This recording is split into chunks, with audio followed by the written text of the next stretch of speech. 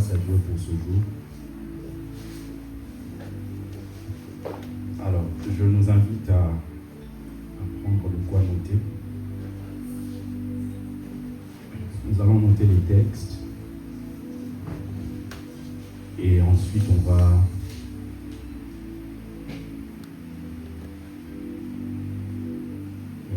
les lire. Alors, premièrement, nous allons lire dans 2 Corinthiens, chapitre 10, le verset 6. Ensuite, on prendra Romains, chapitre 4, du verset 1 au verset 2. Et on ira dans 2 Pierre, chapitre 2, le verset 7. Et on finira avec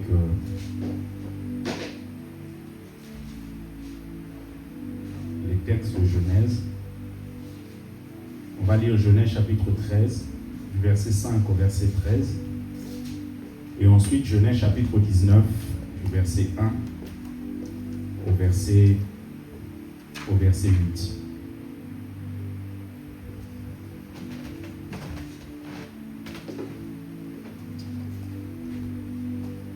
Alors, la sœur Angela va commencer la lecture. Chacun va suivre dans sa version. On commence avec 2 Corinthiens, chapitre 10, le verset 6. Je lis la parole du Seigneur. Amen. Nous sommes prêts aussi à punir toute désobéissance lorsque votre obéissance sera complète. Tu peux répéter? Nous sommes prêts aussi à punir toute désobéissance lorsque votre obéissance sera complète. Amen. Romains, chapitre 4. Que dirons-nous donc qu'Abraham, notre père, a obtenu selon la chair? Si Abraham a été justifié par les œuvres, il a sujet de se glorifier, mais non devant Dieu. Amen. Non devant Dieu. On va lire 2 Pierre.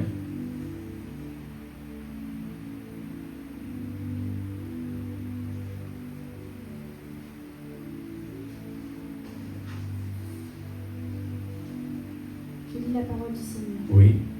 Et s'il a délivré le juste Lot, profondément attristé de la conduite de ces hommes, sans frein dans leur dissolution. Répète.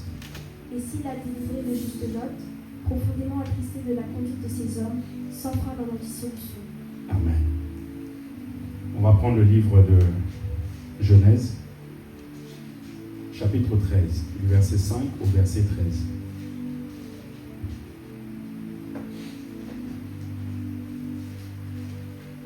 Je lis la parole du Seigneur. Amen. Lot, qui voyageait avec Abraham, avait aussi des brebis, des bœufs et des tentes. Et la contrée était insuffisante pour qu'ils demeurassent ensemble, car leurs biens étaient si considérables qu'ils ne pouvaient demeurer ensemble. Il y eut querelle entre les bergers des troupeaux d'Abraham et les bergers des troupeaux de Lot. Les Cananéens et les Phéréziens habitaient alors le pays. Abraham dit à Lot, qu'il n'y ait point, je te prie, de dispute entre toi et moi, ni entre les bergers et tes bergers, car nous sommes frères. Tout le pays n'est-il pas devant toi? Sépare-toi donc de moi. Si tu vas à gauche, j'irai à droite. Si tu vas à droite, j'irai à gauche. Lot leva les yeux et vit toute la plaine du Jourdain, qui était entièrement arrosée. Avant que l'Éternel eût détruit Sodome et Gomorrhe, c'était jusqu'à Tsoar, comme un jardin de l'Éternel, comme le pays d'Égypte. Lot choisit pour lui toute la plaine du Jourdain, et il s'avança vers l'Orient. C'est ainsi qu'ils se séparèrent l'un de l'autre. Abraham habita dans le pays de Canaan, et Lot habita dans les villes de la plaine, et dressa ses tentes jusqu'à Sodome. Les gens de Sodome étaient méchants, et de grands pécheurs contre l'Éternel. Amen. Genèse, chapitre 19, du verset 1 au verset 9. Au verset 8. On va s'arrêter au verset 8. Je lis la parole du Seigneur. Amen. Les 2 anges arrivèrent à Sodome sur le soir, et Lot était assis à la porte de Sodome. Quand Lot les vit, il se leva pour aller au-devant d'eux, et se prosterna la face contre terre. Puis il dit, voici, mes seigneurs, entrez, je vous prie, dans la maison de votre serviteur, et passez-y la nuit. Lavez-vous les pieds, vous vous lèverez de bon matin, et vous poursuivrez votre route. Non, répondirent-ils, nous passerons la nuit dans la rue. Mais Lot les pressa tellement qu'ils vinrent chez lui et entrèrent dans sa maison. Il leur donna un festin et fit cuire des pains sans levain. Et ils mangèrent. Il n'était pas encore couché que les gens de la ville, les gens de Sodome, entourèrent la maison, depuis les enfants jusqu'aux vieillards, toute la population qui était accourue. S'appuyèrent donc et lui dirent: Où sont les hommes qui sont entrés chez toi cette nuit? Fais-les sortir vers nous, pour que nous les connaissions. Lot sortit vers eux à l'entrée de la maison et ferma la porte de la maison derrière lui. Et il dit: Mes frères, je vous prie, ne faites pas le mal. Voici, j'ai 2 filles qui n'ont point connu d'homme. Je vous les amènerai dehors, et vous leur ferez ce qui vous plaira. Seulement ne faites rien à ces hommes, puisqu'ils sont venus à l'ombre de mon toit. Amen. Quelqu'un peut dire Amen. Quelqu'un peut dire Amen. Alors, je vais lire un texte qui va être un complément de ce que je vais vous expliquer. Prenons le livre d'Ézéchiel.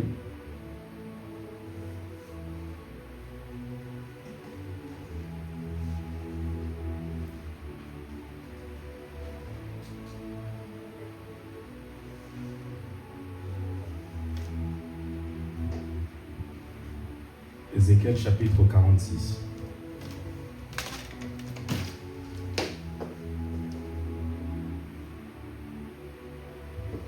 Ézéchiel chapitre 46, à partir du verset 8.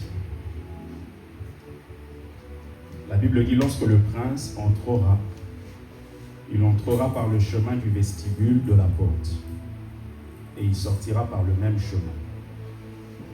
Mais lorsque le peuple du pays se présentera devant l'Éternel aux solennités, celui qui entrera par la porte septentrionale, c'est-à-dire le nord, pour se prosterner, sortira par la porte méridionale, c'est-à-dire le sud.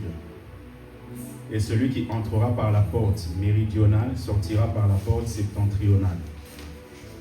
On ne devra pas s'en retourner par la porte par laquelle on sera entré, mais on sortira par celle qui lui est opposée. Quelqu'un peut dire Amen. Gloire à Dieu. Alors, notez le thème que je vais partager avec vous. Je l'ai intitulé Impact éternel. Impact éternel. Et dans cet exposé, nous allons voir comment nous pouvons, dans notre marche avec Dieu, avoir un impact qui soit éternel.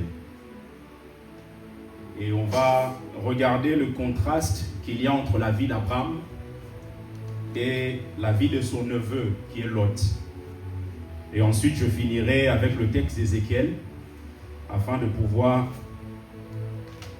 nous montrer combien des vérités qui sont dedans nous concernent pour que nous puissions avoir un impact éternel. Alors, reprenez avec moi 2 Corinthiens chapitre 10, le verset 6. L'apôtre Paul dit: nous sommes prêts aussi à punir toute désobéissance lorsque votre obéissance sera complète. Et il dit: nous sommes prêts aussi à punir toute désobéissance lorsque votre obéissance sera complète. En fait, l'apôtre Paul était le père des Corinthiens. Il dit dans 1 Corinthiens chapitre 4, le verset 15, « Car quand vous auriez 10 000 maîtres en Christ, vous n'aviez cependant pas plusieurs pères, puisque c'est moi qui vous ai engendré en Jésus-Christ par l'Évangile. » C'est-à-dire que l'apôtre Paul est considéré comme le père de ses bien-aimés, les Corinthiens. Et cette église de Corinthe traversait des moments très difficiles. Lorsque vous lisez le livre de 1 Corinthiens, 2 Corinthiens, vous allez voir beaucoup de choses qui se passaient dans cette église. Il y avait de l'impudicité, il y avait de l'adultère, il y avait des disputes, il y avait des divisions. Et l'apôtre Paul, lorsqu'il est en train d'écrire à cette église, il est conscient des difficultés que cette église est en train de vivre. Une des caractéristiques bien aimées de leur péché, c'est que les Corinthiens avaient accepté des faux docteurs. Ils avaient accepté des faux docteurs dans leur marche. Ils avaient accepté la manière de fonctionner des faux docteurs. Ils avaient accepté la manière d'enseigner des faux docteurs. Ils avaient accepté la philosophie des faux docteurs. D'ailleurs, lorsqu'on parle de la philosophie, vous avez deux mots. Vous avez philéo qui veut dire amour et vous avez sophia qui veut dire sagesse. C'est-à-dire, un philosophe, c'est quelqu'un qui est amoureux de la sagesse. Mais le problème, c'est que beaucoup de philosophes sont des philosophes qui aiment la sagesse, mais la sagesse humaine. Ils ne poursuivent pas la sagesse de Dieu. C'est la raison pour laquelle, lorsque vous étudiez les Écritures, vous allez voir qu'il y a plusieurs types de Trinité. Vous avez premièrement la Trinité divine. La Trinité divine consiste à voir Dieu qui est un en différentes personnes. Vous avez le Père, vous avez le Fils, vous avez le Saint-Esprit. Mais deuxièmement, vous avez la Trinité qu'on appelle la Trinité ténébreuse. Et la Trinité ténébreuse est composée du diable, est composée du monde et est composée de la chair. Donc, vous avez la Trinité divine, vous avez le Père, vous avez le Fils et vous avez le Saint-Esprit. Mais deuxièmement, prophète Allah, vous avez la Trinité ténébreuse composée justement du diable, du monde et de la chair. Mais troisièmement, vous avez une forme de Trinité qui concerne la sagesse qui ne vient pas de Dieu. Et ça, on le voit dans Jacques chapitre 3, le verset 14 et le verset 15. La Bible dit, si vous avez dans votre cœur un zèle amer et un esprit de dispute, ne vous glorifiez pas et ne montez pas contre la vérité. Cette sagesse n'est point celle qui vient d'en haut. C'est-à-dire, il y a la sagesse qui vient d'en haut, mais il y a une sagesse qui ne vient pas d'en haut. Il dit, mais elle est premièrement terrestre. C'est-à-dire que dans la Trinité concernant la sagesse qui ne vient pas d'en haut, vous avez ce trio, vous avez premièrement la sagesse qui est terrestre. Il y a des gens qui ont une certaine sagesse, mais cette sagesse n'est pas la sagesse d'en haut. Parce que la sagesse d'en haut vous emmène à avoir le regard fixé sur les choses d'en haut. Mais la sagesse du monde va vous emmener à avoir les yeux focalisés sur les choses terrestres. Deuxièmement, on parle de la sagesse qui est charnelle. Il y a des gens qui sont considérés comme sages dans notre société. Vous allez voir quelqu'un parce qu'il a les cheveux blancs, la barbe blanche, etc. L'âge avance, on dit voilà, il a la sagesse. Mais vous regardez sa vie, il a 60 ans, mais il court derrière les filles de 15 ans. C'est-à-dire qu'il est considéré comme sage dans cette société, mais cette sagesse n'est pas la sagesse d'en haut. C'est une sagesse qui est charnelle. C'est-à-dire une sagesse qui l'emmène à exprimer les désirs de sa chair. Troisièmement, vous avez dans ce trio la sagesse qui est diabolique. Il y a des gens, quand vous les écoutez parler, la manière dont ils s'expriment, la manière dont ils cherchent à convaincre les autres, vous dites « Waouh, quelle sagesse !» Mais quand vous regardez au plus profond, vous allez vous rendre compte que c'est de la ruse. C'est-à-dire, c'est une sagesse qui vient de Satan. C'est une sagesse qui est diabolique. Et les Corinthiens, justement, avaient accepté cette philosophie-là. Ils avaient accepté les faux docteurs. Ils avaient accepté les faux docteurs. Et en acceptant les faux docteurs, ils avaient accepté une certaine doctrine. Bien aimé, c'est important. C'est pour ça que vous allez voir l'apôtre Paul était très sévère avec les judaïsants, par exemple. Il dit, si quelqu'un vous apporte un autre évangile, qui n'est pas celui que nous vous avons présenté, qu'il soit anathème, c'est-à-dire qu'il soit maudit.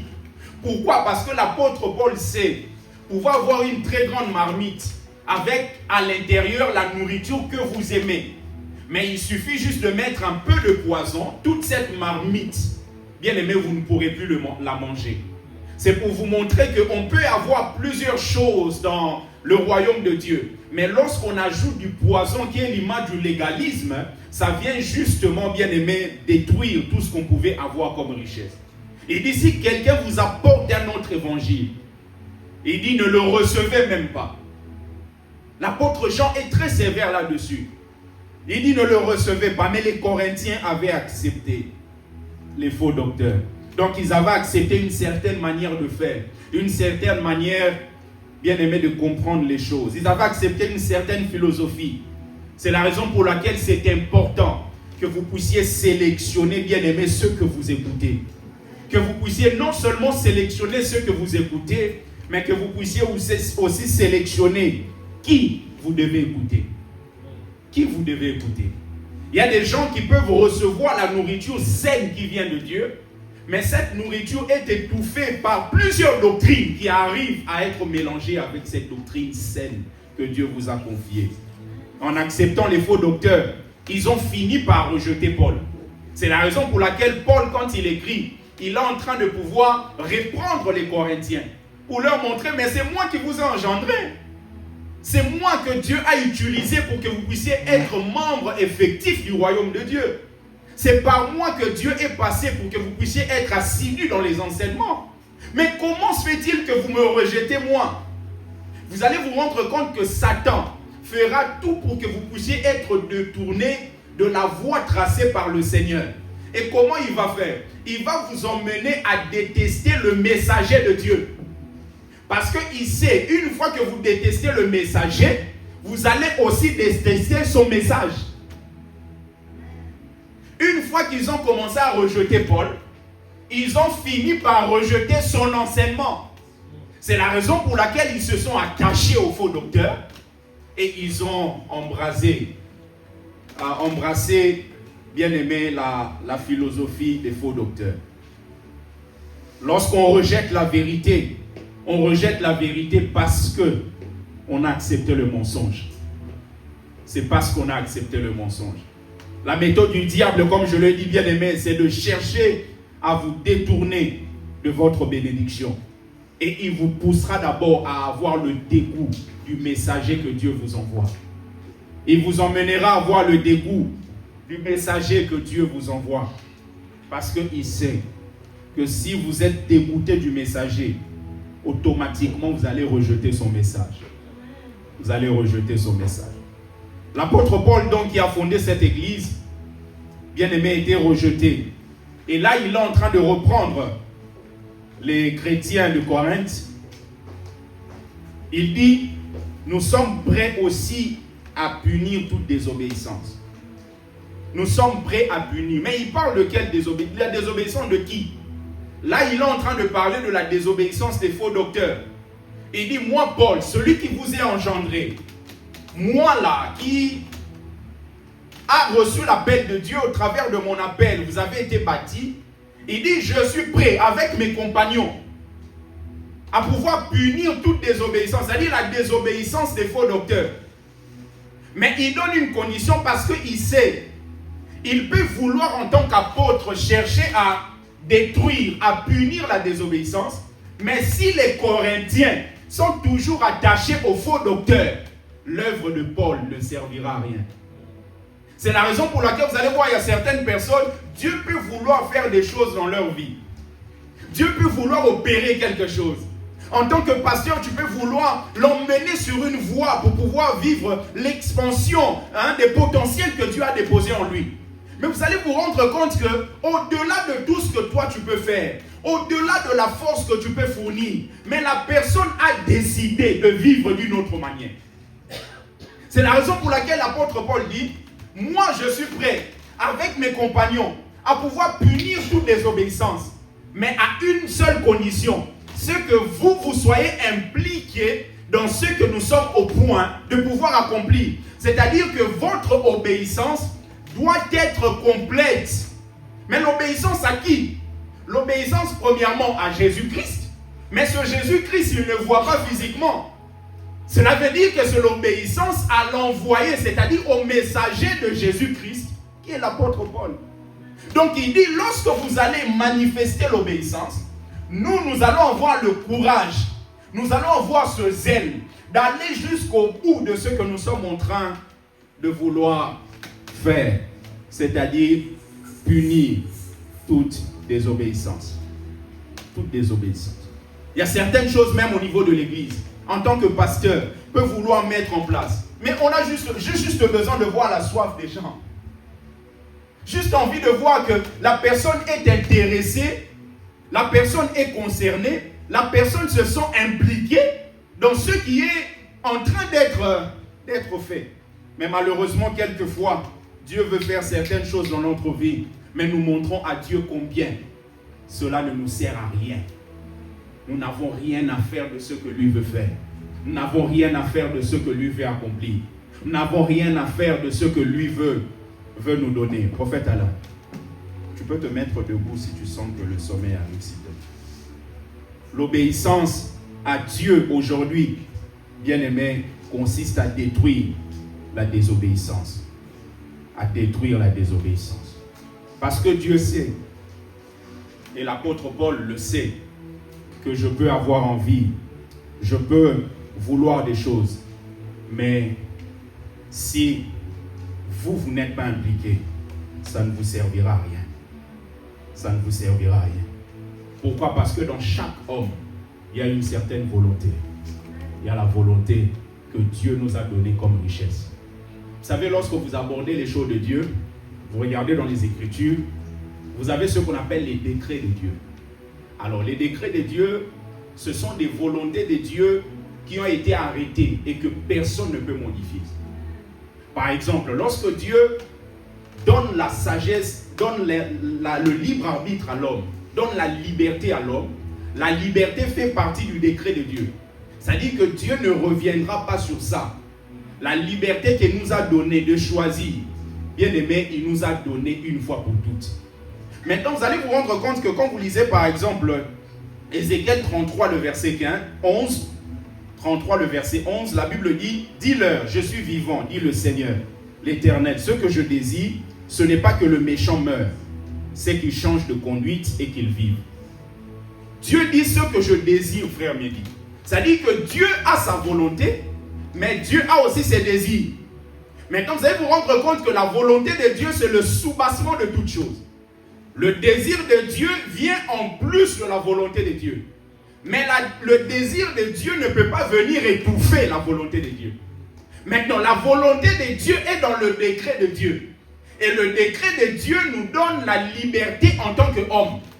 Et maintenant, en tant qu'homme, si tu décides de pouvoir faire d'une certaine manière, Dieu, son désir ne viendra pas étouffer ta volonté afin de pouvoir briser ton libre arbitre.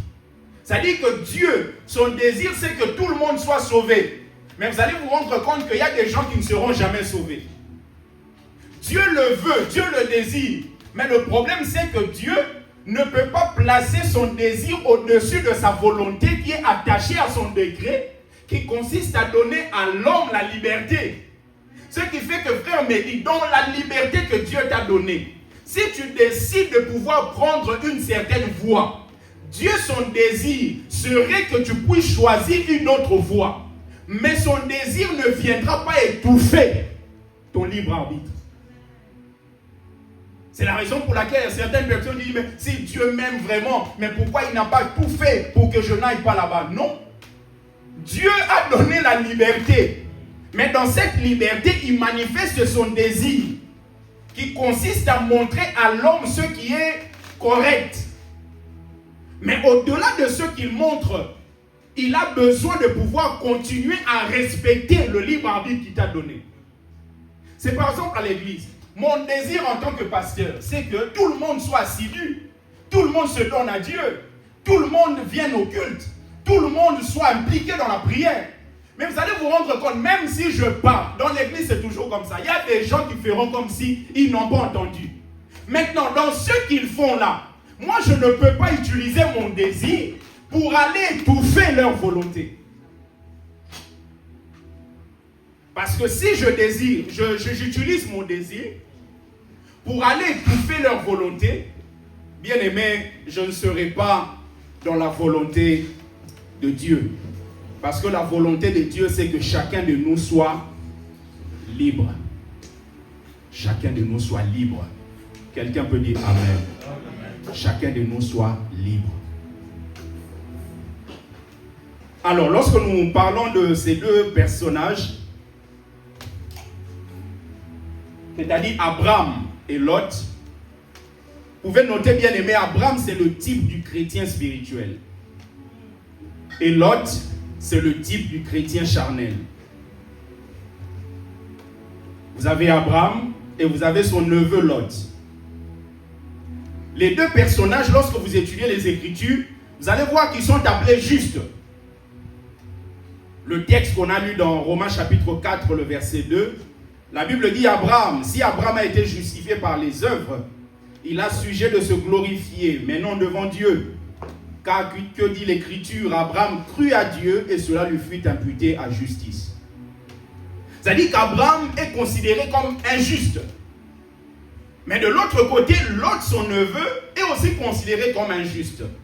Le texte qu'on a lu dans 2 Pierre chapitre 2, le verset 7, la Bible dit, et s'il a délivré le juste Lot, profondément attristé de la conduite de ces hommes sans frein dans leur dissolution. C'est-à-dire que vous avez Abraham, qui est le type du chrétien spirituel. Vous avez Lot, qui est le type du chrétien charnel. Mais lorsque vous étudiez la vie de ces deux personnages, la première des choses qui revient, c'est que les deux sont justes. Ils ne sont pas justes parce qu'ils ne commettent pas de péché. Ils sont justes parce qu'ils ont foi en Dieu. Parce que dans l'Ancien Testament, la justice, ce n'est pas en fonction de ce que tu fais d'abord. C'est en fonction de la foi que tu as mis en l'Éternel. Donc les deux sont considérés comme justes. Or, lorsque vous regardez maintenant la vie de ces deux justes, vous allez voir qu'il y a un contraste. Vous avez Abraham qui a eu à faire des choses et ces choses ont eu un impact éternel. Et vous avez Lot qui a eu à faire des choses mais sa vie n'est pas du tout intéressante. C'est la raison pour laquelle on peut être à l'église. Au moment où tu as accepté Christ comme ton sauveur, comme ton Seigneur, automatiquement la vie éternelle t'est donnée. Mais le problème, c'est qu'on peut tous recevoir la vie éternelle, mais ne pas avoir la même qualité de vie sur terre. Et la qualité de vie sur terre va déterminer l'impact qu'on va avoir dans le temps. Ce qui fait qu'il y a des gens, quand ils meurent, il y en a d'autres même qui sont contents parce qu'un problème est parti. Mais il y en a d'autres, quand ils meurent, il y a des générations qui pleurent. Pourquoi? Parce qu'ils se rendent compte que l'impact qu'il a eu, c'était un impact éternel. Et jusqu'à présent, Abraham, on l'appelle notre père dans la foi. Mais Lot, une vie qui n'est pas intéressante. J'aimerais dire à quelqu'un, sauvé oui, mais Dieu veut que tu aies un impact éternel. Ils sont tous deux justes, mais n'ont pas la même qualité de vie. Pourquoi? Parce qu'ils n'ont pas fait les mêmes choix. Ils n'ont pas fait les mêmes choix. Bien aimé, vous pensez que tel que nous sommes venus là aujourd'hui au culte, on ne pouvait pas continuer à dormir? Ceux qui sont restés par exemple dormir, qu'est-ce qu'ils ont de plus que nous? Vous allez vous rendre compte que rien. Mais dans ce que nous sommes en train de faire, d'une manière ou d'une autre, nous sommes convaincus que l'impact éternel dépend de la manière dont on va faire des choix dans notre vie sur terre. Notre vie sur terre. Abraham a obéi à Dieu et sa vie terrestre, bien aimée, a eu un impact éternel. Alors que Lot, il était charnel, sa vie n'a pas eu d'impact éternel. Au niveau du salut, on est tous sauvés. Mais sur la terre, certains n'ont pas de vie heureuse. Vie heureuse. Parce que vous ne pouvez pas avoir une vie heureuse si vous n'êtes pas attaché à Dieu. Impossible. Vous aurez un semblant de sourire, un semblant de quelqu'un qui est heureux, heureuse, etc. Mais vous n'aurez pas la vraie joie. Parce que la vraie joie ne vient pas de ce que vous possédez. La vraie joie vient de l'appartenance que vous avez. La vraie joie vient du fait d'appartenir à Christ. Et que Christ qui est en vous vous donne la joie que l'argent ne peut pas donner. Toutes ces choses, ce sont des rajouts. Ce sont des choses qu'on peut ajouter. Mais le fondement et la fondation, c'est Christ. Amen. Et c'est Lot La Bible déclare qu'un jour, ils sont en train de marcher, marcher avec Abraham. Il y a eu des disputes entre les bergers des troupeaux de Lot et les bergers des troupeaux d'Abraham. Et finalement, Abraham, en tant que père spirituel, en tant qu'homme spirituel, il ne cherche pas à pouvoir choisir avant son neveu. Vous savez, la particularité des hommes spirituels, ils ne mettent pas toujours en avant leurs besoins. Des hommes spirituels, ils peuvent manquer, mais lorsqu'ils prient pour les autres, vous avez l'impression qu'eux, ils n'ont pas de problème. Abraham dit à Lot, choisis. Si tu vas à gauche, j'irai à droite. Si tu vas à droite, j'irai à gauche. Et la Bible déclare premièrement que Lot a choisi un lieu d'habitation en se basant sur le physique. Il a levé ses yeux, il a vu la plaine et il a choisi ce lieu. Quand vous lisez ce texte, vous allez voir que Lot, il n'a même pas prié. La particularité des hommes charnels, ils n'aiment pas la prière. Non, ils n'aiment pas parce qu'ils s'ennuient. Ils peuvent parler au téléphone pendant 3 heures, mais parler avec leur Dieu pendant 15 minutes, c'est un fardeau. C'est un fardeau.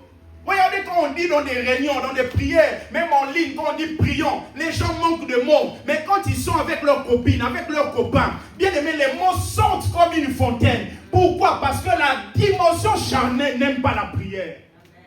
N'aime pas la prière.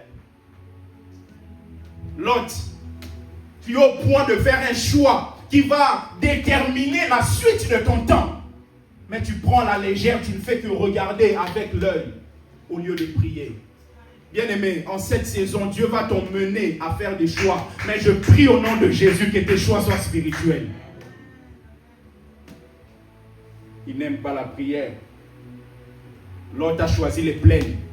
Il a choisi l'endroit où il y a des cours d'eau, c'est-à-dire le Nil en Égypte. Mais vous allez voir qu'Abraham a pris Canaan.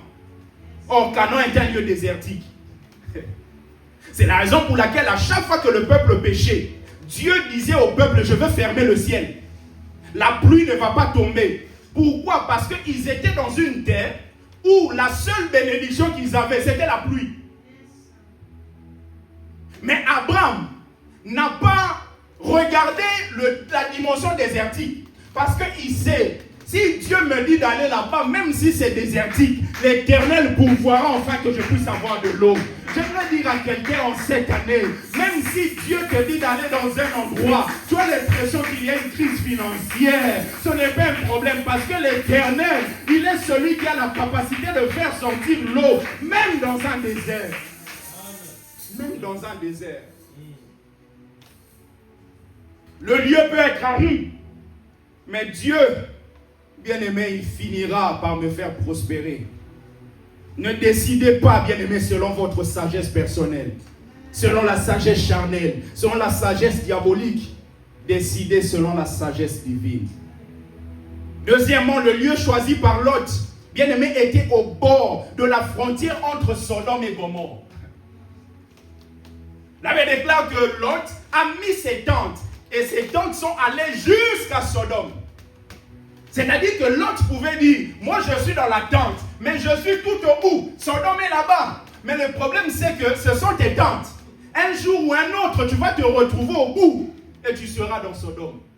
Il y a beaucoup de gens qui jouent avec le péché. Il y a beaucoup de gens qui jouent avec l'impudicité. Il y a beaucoup de gens qui jouent avec l'adultère. Mais le problème, c'est que toi, tu es dans une tente. Tu penses que tu es au bout. Et le Sodome et Gomorrhe, c'est là-bas. Un jour, tu finiras par être dans Sodome et Gomorrhe. C'est la raison pour laquelle celui qui est sage voit le mal de loin et s'en détourne. L'autre était là. Quelquefois, on a l'impression, ça ne me fera rien de flirter avec ça, la manipulation dans mon travail, je flirte avec ça.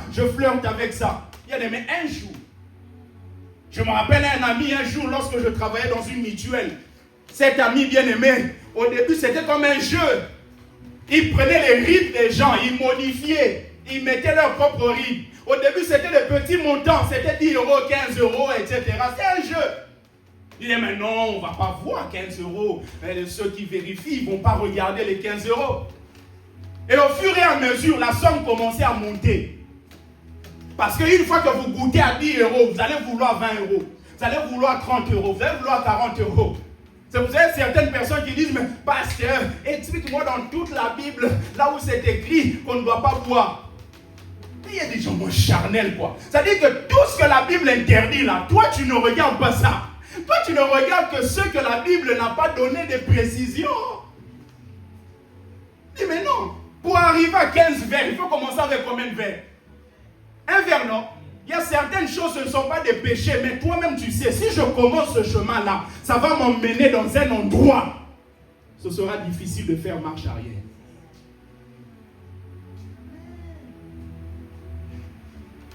Et il commence avec, bien aimé, un jour, je me rappelle vers midi, on va aller manger.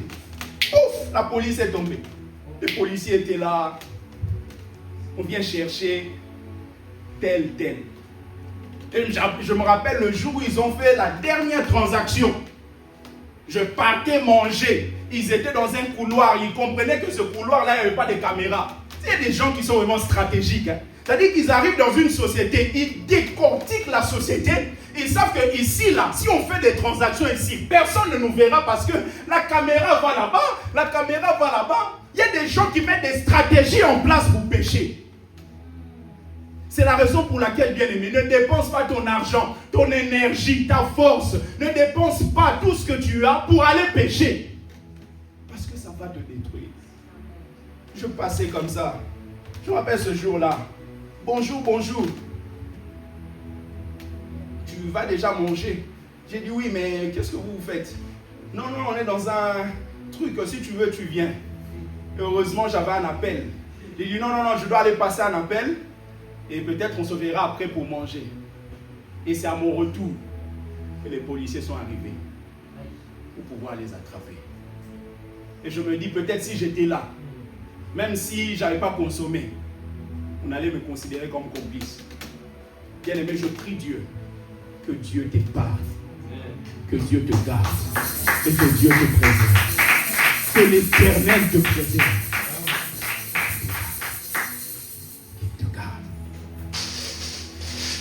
Il est allé à Tioar.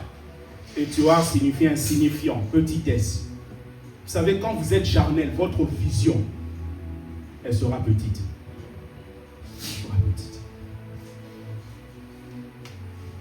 Pourquoi? Parce que vous n'allez voir que les choses terrestres. Et pourquoi il vit tout cela? Parce que Lot, en hébreu, signifie ouverture, signifie voile. Beaucoup de gens vivent certaines choses dans leur vie parce qu'ils sont voilés. Ils sont voilés. Vous savez, quelqu'un qui est voilé, en tout cas la personne qui ne voit rien, vous pouvez commencer à expliquer combien celui qui venait en face avec sa voiture, c'est lui qui a tort. Lui là, qui est voilé, il ne va rien comprendre. C'est pour ça qu'il y a certaines personnes, tu peux donner des explications du matin jusqu'au soir. Ces personnes ne vous comprendront jamais. Et troisièmement, bien aimé, quand vous êtes là où Dieu ne vous a pas envoyé, vous allez dérouter facilement. Vous allez dérouter facilement. Lot a levé les yeux, a choisi, il est parti. Et lorsqu'il arrive dans Sodome, la Bible déclare qu'un jour il a reçu la visitation des anges. Les anges sont arrivés. À cette époque, il y avait un principe, c'est-à-dire que celui qui reçoit doit prendre soin des invités. C'est-à-dire que lorsque vous recevez des gens chez vous, c'est à vous de pouvoir prendre soin de ces invités-là. Et maintenant, lorsque les anges sont venus chez Lot, la Bible déclare que les gens de Sodome et Gomorrhe sont venus afin de connaître ces anges. Vous imaginez? C'est-à-dire que les gens de la ville sont venus pour coucher avec les anges. Donc cela nous montre le degré, bien aimé, de la dépravation qu'il y avait dans cette ville.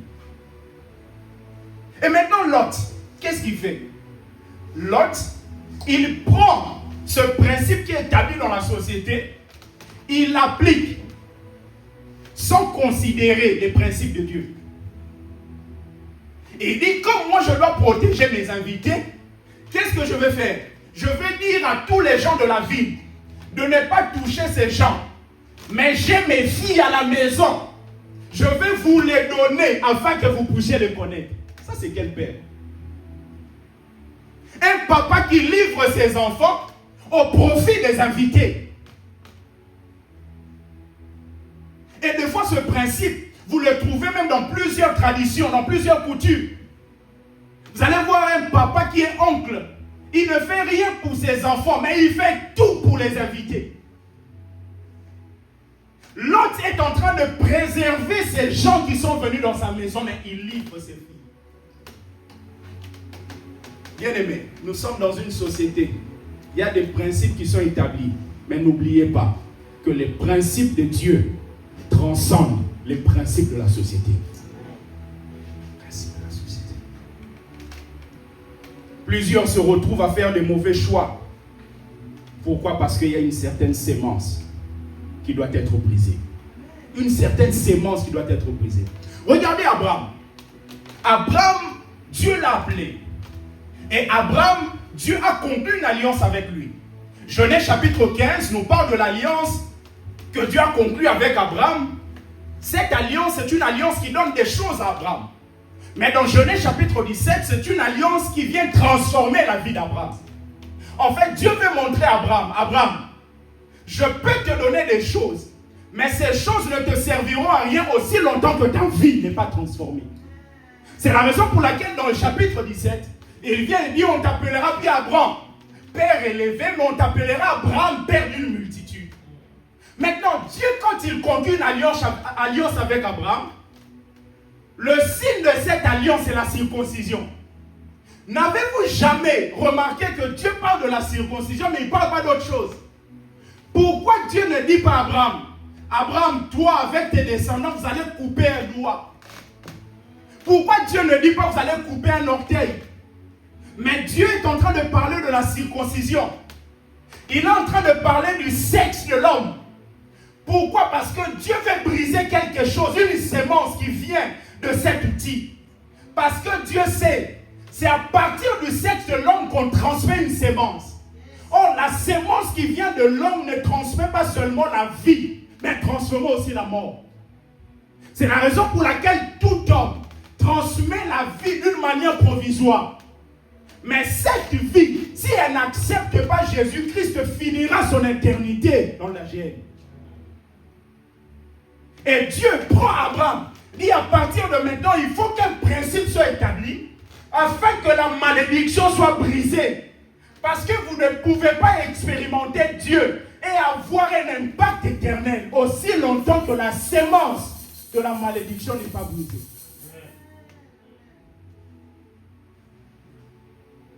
Vous allez vous circoncire. Or, la circoncision est un acte volontaire d'accepter sa faiblesse. Accepter sa faiblesse. Un jour, avec Josué, ils étaient dans un endroit. Ils étaient dans des combats. Mais Dieu emmène son peuple à vivre la circoncision. Parce que beaucoup de gens étaient nés dans le désert, n'étaient pas circoncis. Et donc, ils devaient se faire circoncire. Et en même temps, il y a des nations qui commencent à combattre. En fait, Dieu voulait enseigner le peuple. La circoncision, c'est une volonté personnelle d'accepter sa faiblesse. Et quand tu acceptes ta faiblesse, tu dis à Dieu, c'est toi qui es ma force. C'est toi qui es ma force. C'est toi qui es ma force. Parce que quelquefois, on ne vit pas la force de Dieu parce qu'on se sent fort. On se sent puissant. La circoncision est un acte volontaire, comme je dis. La circoncision, ça signifie que vous ne mettez pas votre confiance en la chair. La chair. La chair de Lot a emmené Lot à aller dans Sodome et Gomorrhe. Mais une fois que les anges sont venus pour avertir Lot, parce que Dieu était en train de vouloir détruire Sodome et Gomorrhe, Lot a commencé à parler à ses gendres. Et la Bible déclare qu'au devant de ses gendres, Lot paraissait comme quelqu'un qui plaisantait. Cela veut dire, si vous n'avez pas une vie spirituelle, les gens ne vous prendront pas au sérieux. Vous pouvez avoir un bon discours, mais les gens vont regarder la qualité de votre vie. C'est-à-dire que les gens de Sodome, même ces gens, regardez, mais ce type, les gens sont venus chez lui. Au lieu de pouvoir protéger sa famille, il livre ses filles. Et une telle personne nous dit qu'on doit sortir de cette ville parce que Dieu va frapper. Vas-y, sors tout seul. On ne pourra pas avoir un impact éternel aussi longtemps que nous n'avons pas appris à être spirituels. Et en sortant, Lot a pris la décision seul. Il n'a même pas consulté sa femme. Lorsqu'Abraham lui dit de choisir, Lot a regardé. Il n'a consulté personne. C'est pour ça des fois à l'église, moi, il y a des gens qui viennent. Pasteur, je fais ça. Je dis toujours oui. Quand quelqu'un me dit, pasteur, je fais ça, je dis oui. Mais si quelqu'un me dit, pasteur, qu'est-ce que tu en penses?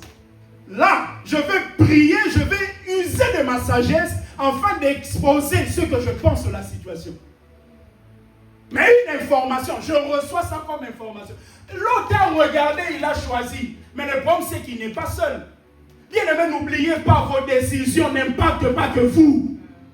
Vos décisions impactent vos enfants, vos petits-enfants, impactent votre voisinage. Vos décisions. Et même Dieu va envoyer Abraham pour aller libérer Lot. Parce que Lot a été retenu avec les gens de Sodome. Mais regardez Abraham, un homme spirituel. Il ne dit pas bien fait pour lui. Abraham aurait pu dire bien fait pour lui, je ne vais pas. Mais Abraham a mobilisé 318 hommes et sont partis afin de pouvoir libérer Lot et d'autres bien-aimés. Mais la question qu'on peut se poser, mais pourquoi Dieu, lui qui a déjà déterminé un jugement sur Sodome, pourquoi il ne laisse pas les gens de Sodome être éparpillés? Parce que Dieu ne veut pas que ces gens puissent emmener leur péché ailleurs. Il veut qu'ils soient concentrés dans un territoire afin de les détruire eux et eux seuls. C'est la raison pour laquelle quelquefois il y a certaines décisions de Dieu, tu peux avoir l'impression que ça n'a pas de sens, mais un jour tu comprendras. Et l'autre, quand il sort avec sa femme, et sa femme regarde en arrière, et la Bible déclare qu'elle est transformée en statue de sel. Or, lorsque vous regardez le sel dans la Bible, c'est l'image de la grâce, c'est l'image de la bénédiction, c'est l'image du potentiel. C'est-à-dire que cette femme a regardé en arrière et directement, ce potentiel a été figé. Plusieurs personnes n'arrivent pas à exprimer leur potentiel. Pourquoi? Parce que leurs regards sont focalisés sur le passé. Quand j'étais. Je vais terminer en vous expliquant 2-3 choses par rapport à ce texte d'Ézéchiel. Prenez avec moi s'il vous plaît Ézéchiel 46, on va relire ça. Ézéchiel chapitre 46, du verset 8 au verset 9. Angela, t'as trouvé?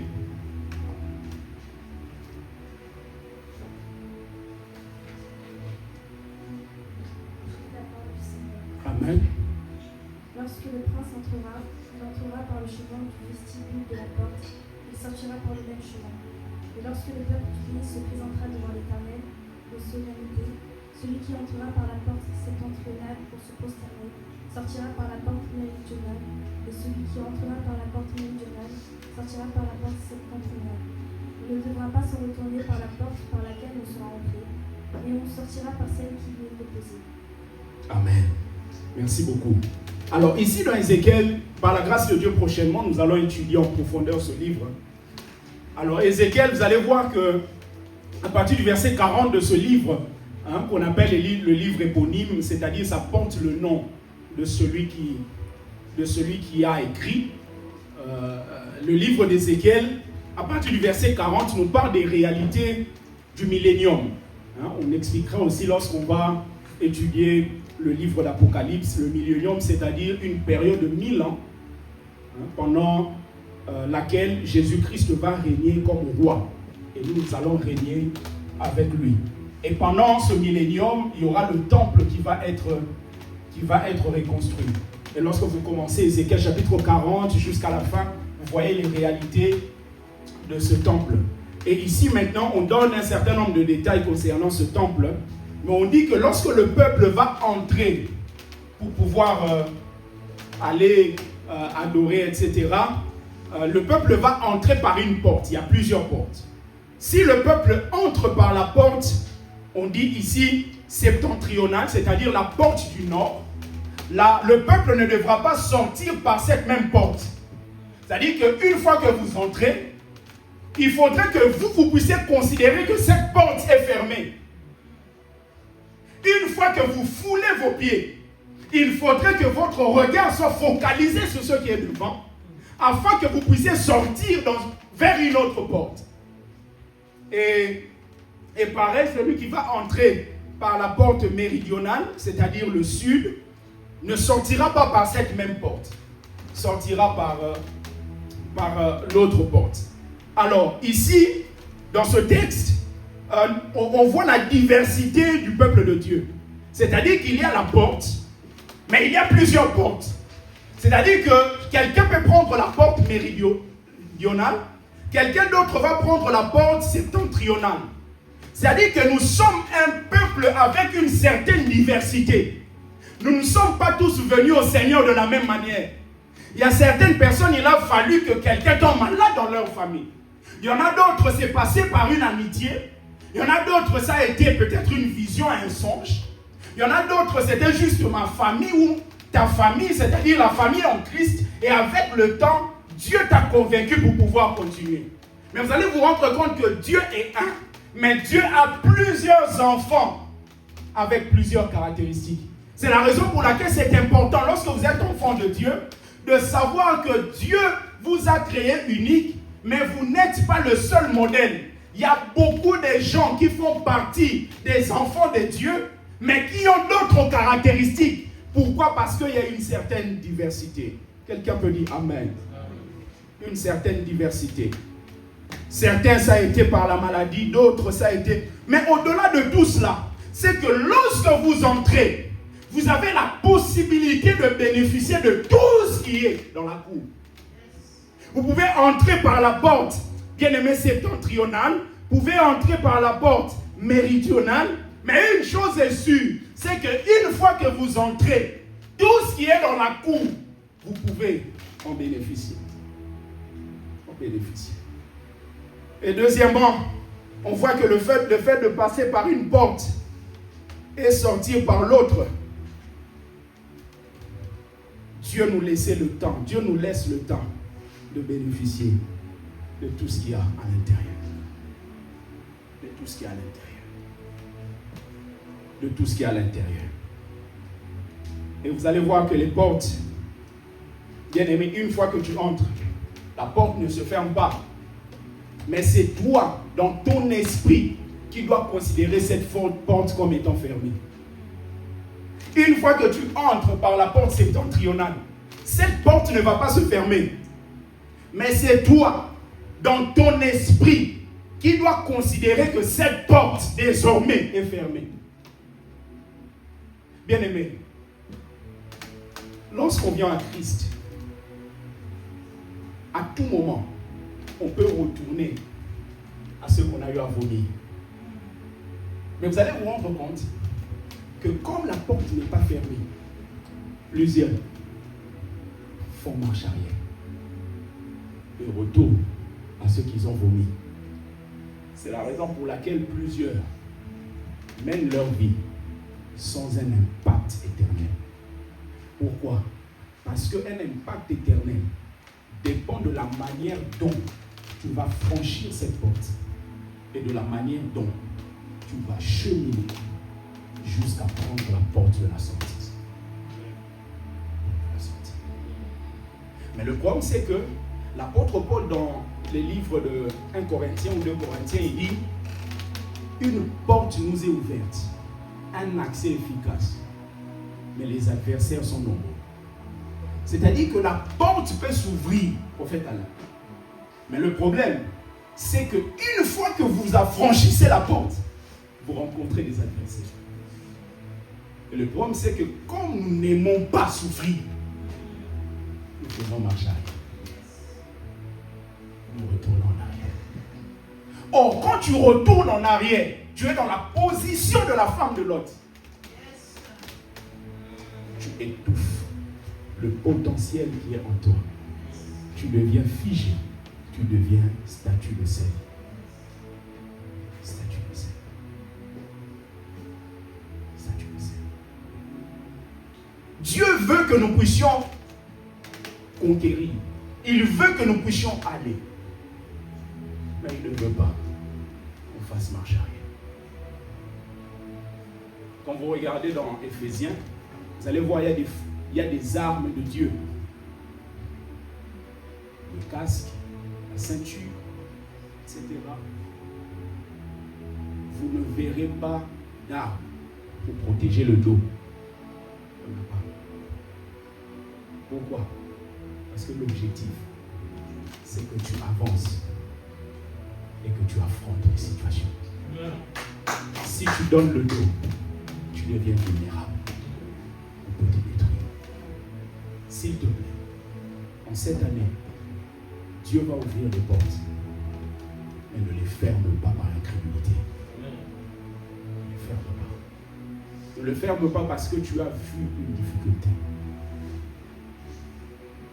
Entre. L'apôtre Paul dit, ceux qui étaient pour moi comme des gains, je les regarde comme de la boue. Qui d'entre nous ici passe son temps à contempler la boue? Vous arrivez quelque... Oh mais c'est trop joli. Oh, non. Trop beau. Non. Quand il y a de la boue, on saute, on passe. C'est-à-dire quand il dit je les regarde, ça dit pour dire que moi mes yeux maintenant sont focalisés sur les choses qui sont devant moi. Derrière là, c'est possible. Derrière c'est possible.